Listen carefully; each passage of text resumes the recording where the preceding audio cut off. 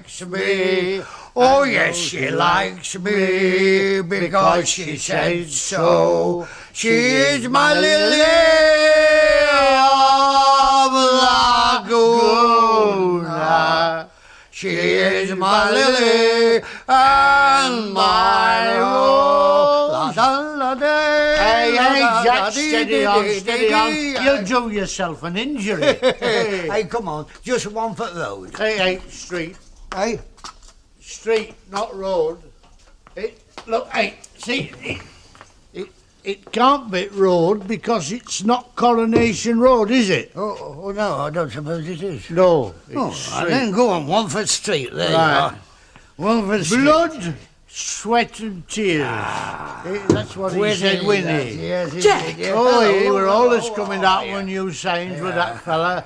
Never in the field of human... Hey, what's it now? Jack, really, please, Mrs. Oh, Fenton's in there. First of all, Winston Churchill and then Albert Tatlock. What? Mrs. Fenton's in there. Oh, well, has she ever said out that's important? Jack, tell him to go. Go. No, not that way. Not that I'm way. going to say I'll do to Oh, we Mrs. both want to say I do to Mrs. Fenton. Whoever she is.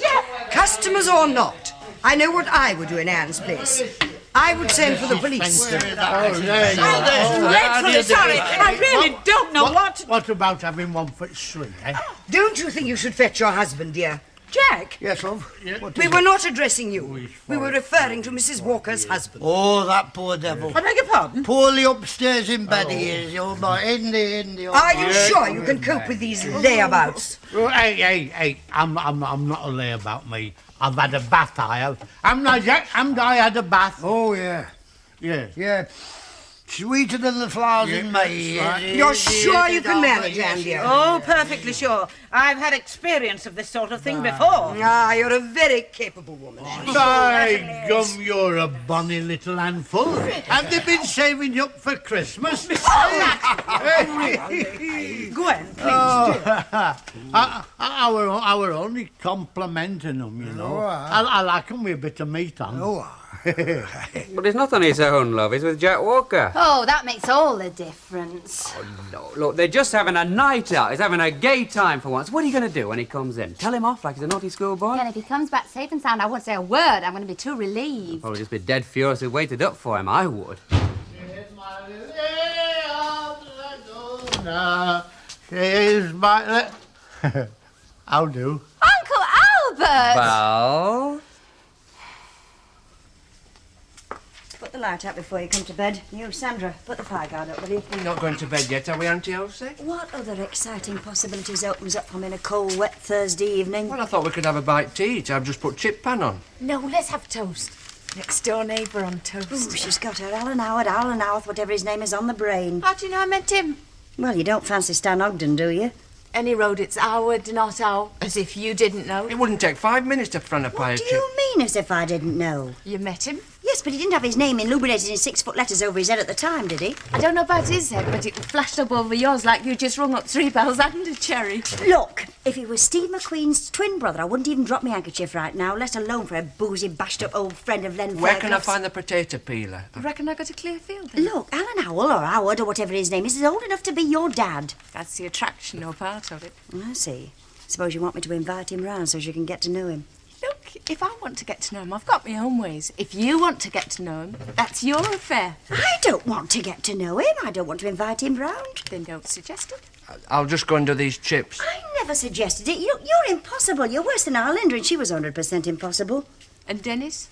101% impossible. That's what I mean. The younger lads, they're daft, they're clueless, they never know what... blooming no, Bernard! Oh, Bernard. Well, I told you I was hungry.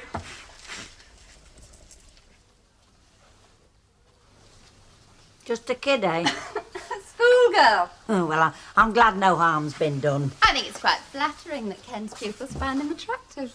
Well, the lad is attractive. Well, there'll be no more letters from her. Why, Ken read her the right act out. Didn't need to.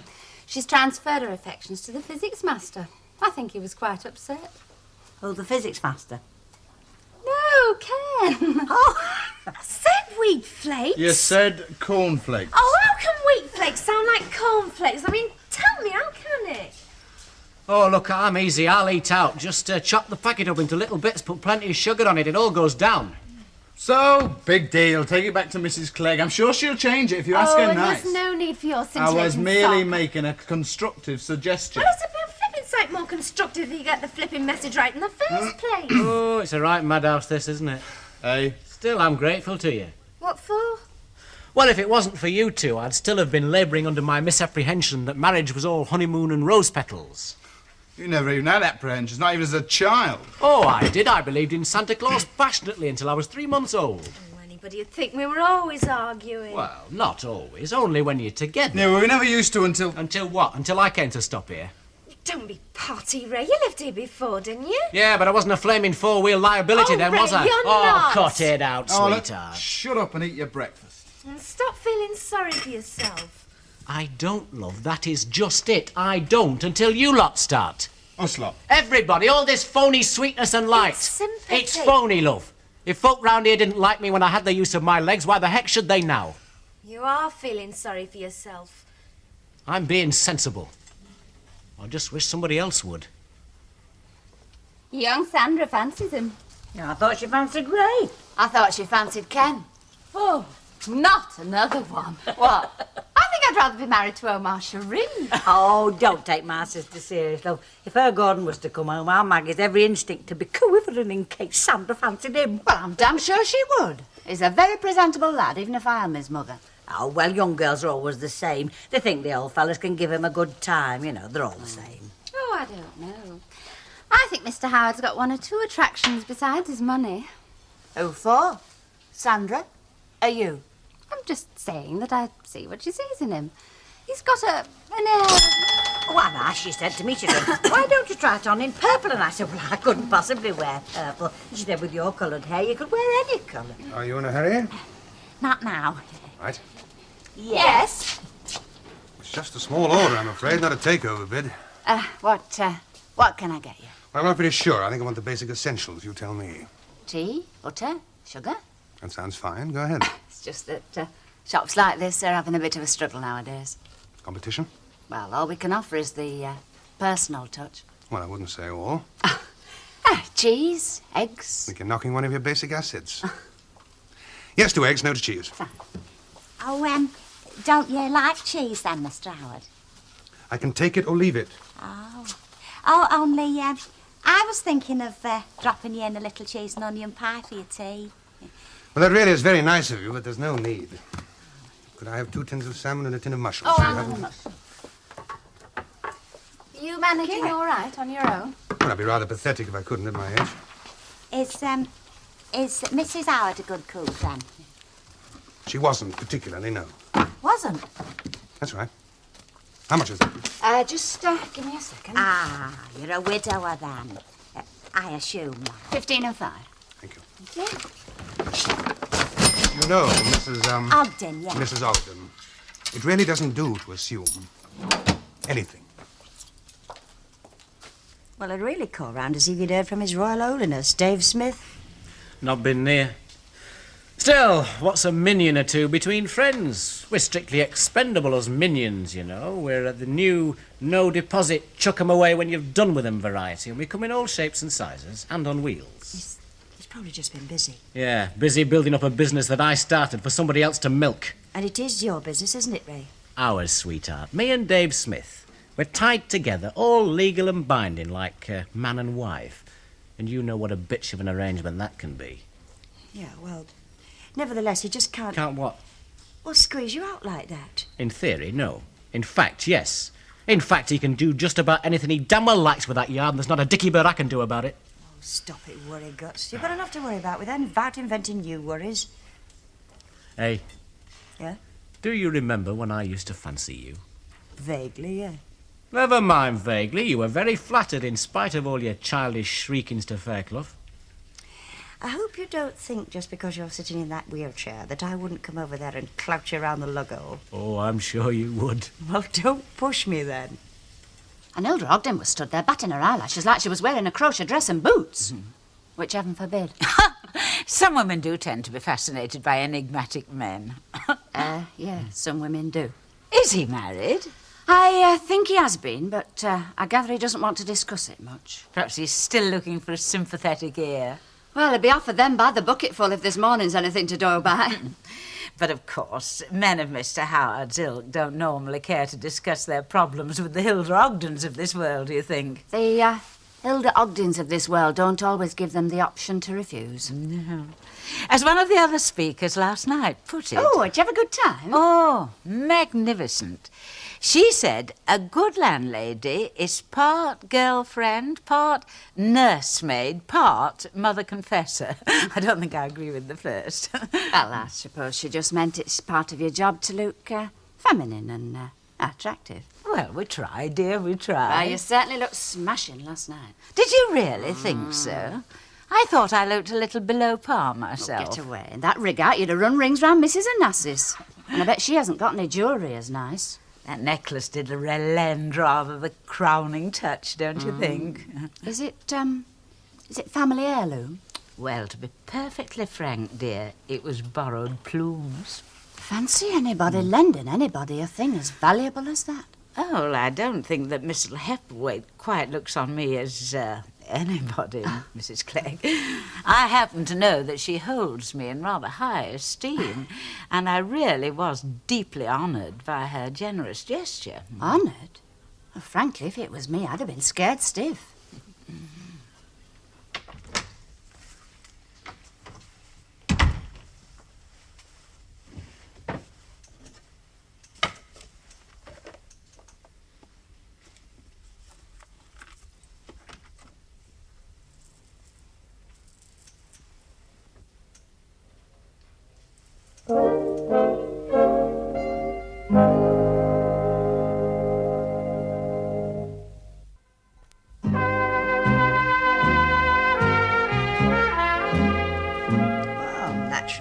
To quit worrying. What else could I do? You don't think Dave Smith would really pull a dirty stroke like that, do you? I don't think Dave thinks it is a dirty stroke. After all, he's a businessman. He can't go on carrying passengers forever, can he? Poor Ray. Yeah, well, because I don't really know what Dave intends to do at all. I mean, he might be deciding to keep Ray for another month or so until he's better. Well, you don't really think so. Ray says he's not been near. The reluctant Samaritan. Well, there's one sure way to find out. What, you'll ask him? Unless you care to volunteer. Me? You must be joking. It's funny, isn't it? When Dave Smith so delicately fired me from the flower shop, I swore I'd never step across the street to speak to him. And now I'm crawling to him, cap in hand. On somebody else's behalf. Yeah, well, that's it, isn't it? That poor lad's tied to that wheelchair for God knows how long, like a stone. A little bit of pride doesn't really seem to matter so much in a case like that. Yes? The door was open. Oh, it usually is. They usually all are around here, but don't broadcast it. No, I won't. Mrs. Tanner, Len's telephone seems to be out of order. Be my guest. It's just a local call, but it's very important. I said it's all right. Go ahead. Leonard, do the same for me. Yes, thank you.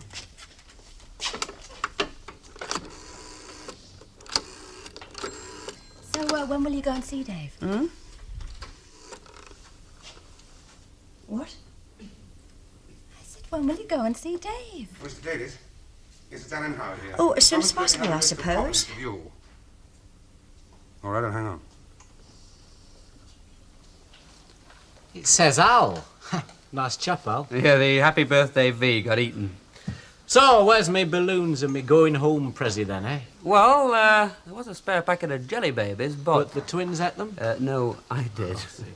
Well, if I'd have been there, mate, you'd never have got a look in, because I'm a fiend for egg butties. Apart from little blonde dollies, that's my favourite fruit. Yeah, well, I'm sorry you couldn't make it, but there weren't many there. There was only Uncle Albert. And you could hardly have expected him to F this lot upstairs, not on his own without Minnie. Anyway, all he would have got was a couple of perforated eardrums. We had moon-based screamy-to-earth control the whole afternoon, without the advantage of electronic communication. You know, you'd think being sentenced to this thing would just about be the last key in the lock. Not so. No? Oh, there's much more. More keys, more locks, more doors shutting every day. Oh, now, come on. People aren't... Not people, chum. Things.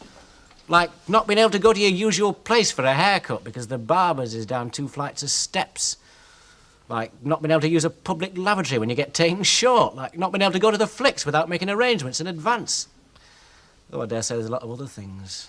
Every morning I wake up and I think to myself, what new little facet of life are we going to discover today, Langton? It's amazing how much we've got to learn, isn't it, teacher? Yes. I don't think you're the only one who's learning. Yes, I think we ought to do this all the time. Well, I'm off. Oh, right, well, have a good trip. I'll endeavour to. Well, goodbye, Jack. You'll be in Mrs. Turpin's hands for the time being.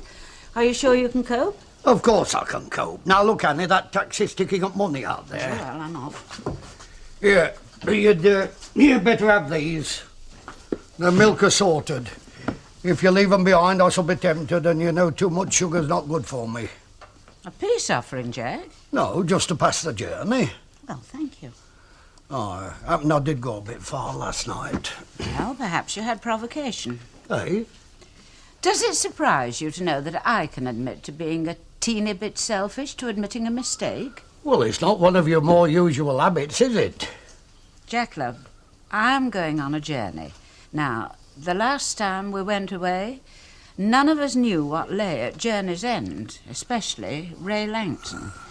So it doesn't do to leave it until too late to be sorry for the things you never said, or the things you did say and shouldn't have. By the heck, that's a morbid start to a holiday. I didn't want to go off not being friends. Yeah, joggins as if I'd let you. It's a wickedly extravagant box of chocolates. Not half so extravagant as that taxi ticking up outside. No, love, I'm not.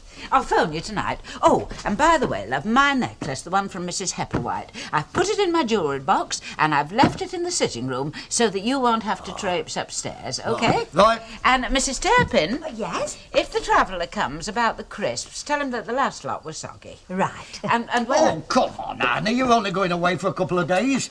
If you don't get a move on, you'll meet yourself coming back. Well, what did he say? Well, he's very concerned. His concern will do me a lot of good. What did he say about the yard? Well, it isn't easy. Easy? I never thought it would be, but he must know what he's going to do. Well, he mentioned the interest on that money he loaned you. I thought it wouldn't be long before he got round to cosy little details like that. Well? He says he's prepared to forget about it. Oh, well, that's not bad, is it? Yeah, well, it's better than a kick in the pants, any road. All right. We've had the sugar for the pill. Now let's have the pill. He wants you to stay away from the yard. But what do you think I'm going to do down there? Go down and knock up a few prefabs or Oh, something? look, you could have looked in and see how things were going on, Well, sure, couldn't I you? was going to do just that as soon as I got back into my stride. Figuratively He speaking. doesn't want you to go. But look, I could go in, I could make out orders, costs, estimates, He doesn't be generally want you on to go there, Ray. He says he's got this new fella in, and the three of you, well, it'd just be trouble. You're used to making decisions and Well, giving damn orders. right he is. It's his business, isn't it? Is it, Ray? Oh, for Pete's sake, who's kidding who? What's the point of living in the flaming past? He says he's prepared to wait 3 months. What for? To see how things go, I suppose. Oh, I see. He knows somebody who's giving out instant miracle cures, does Oh, he? you could be better, love. Yeah. I think Dave's just testing this new fella out to Well, see he's how... not much cop according to Audrey, is he? Oh, he hasn't got half your go, Ray. Hasn't he? So, what happens after 3 months? Well, I think he thinks that he'll wait until Ray gets better with a bit of luck, or... Or the new bloke goes in permanent. Eh, Elsie?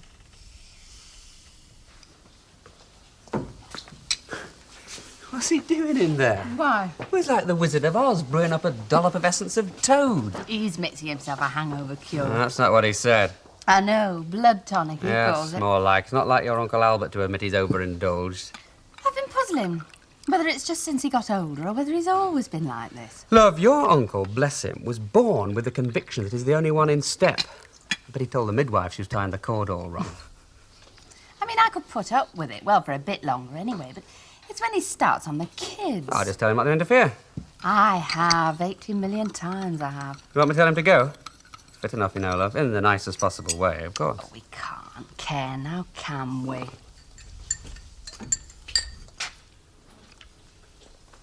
There you go, mate. Put hers on your chest, that will. How's your headache, Uncle? I'm got a headache. Leastways, I wouldn't have if your two devils had stopped fetching walling. Oh, they've got to let off steam, cooped up indoors in this weather. Well, we were never allowed to carry on that road. Now, look, Look, Uncle we was Albert. brung up proper, we was. We knew the meaning of the word discipline right from the word go. Anyhow, mind you bring them round to see me. But see that they don't make use of my best armchair as a lunar model. Look, Uncle Albert, if I've told you once, I've told... What'd you say? I'm off home at morning. But give me a few days to settle in and then fetch him. Say Saturday. Yes, yes, Uncle. And it's not that you haven't been good to me, our Valerie, but if I don't get a bit of peace and quiet, I'll be in my box by Christmas. Yes, yes, yes, Uncle. And you know, I've never been one to interfere, but you put too much salt in your cooking. And too much salt's good to nobody. Uncle Albert... Now, it's no good you trying to get me to change my mind, because you know what I'm like when my mind's made up. Yes, Uncle. With us, it was more as if we'd struck an iceberg. Sank without trace. Apart from rubbish on the surface. You and your wife, eh? Ex-wife. Oh, I see. Well, I suppose I was the first. Still leaves a nasty taste in your mouth, eh? People get over it. And that's why you've come here? Recuperate. Get away from those flaming, wagging tongues. About them wagging tongues. Yeah. I wouldn't bank on it that you've run away from them just yet, if I were you. Thank you. Oh, excuse me. Hello, Rovers return. Yeah, who? Oh, Mrs. Applewhite. Ah, it's about the necklace, is it? Mr. Walker, Yes, well, Mr. Walker, I can't get that tap off. What? Hang on a sec, will you? What? In the cellar, I've tried and I've tried, but I can't stop it dripping. It's all over the floor. All right, I'll be with you. Now, don't panic. Go and get a bucket and I'll go and fetch my spanner. I'm sorry, Mrs. Applewhite, but I've got to go. Now, listen, Annie's gone away for a few days. As soon as she comes back, I'll tell her to get in touch with you. All right? Right, goodbye. I've nearly given myself a rupture trying to get that thing off. And how are you liking it round here then, Mr. Howard? I mean, compared with where you was before, like? It suits me. Hey, Stan, Mr. Howard's a friend of Len's. He's just been telling me all about himself. Oh, you know Len much, then? Long enough. We're old muckers, you know. You might say business associates in a way. Really? Oh, no, we're more like family to Len than friends. He trusts us, you see. You know, with his problems and that. He's a lucky man. Yeah, but what I really wanted to say, Mr. Howard, I just want you to know that any friend of Len's is a friend of mine. Ours. Oh, yeah, ours.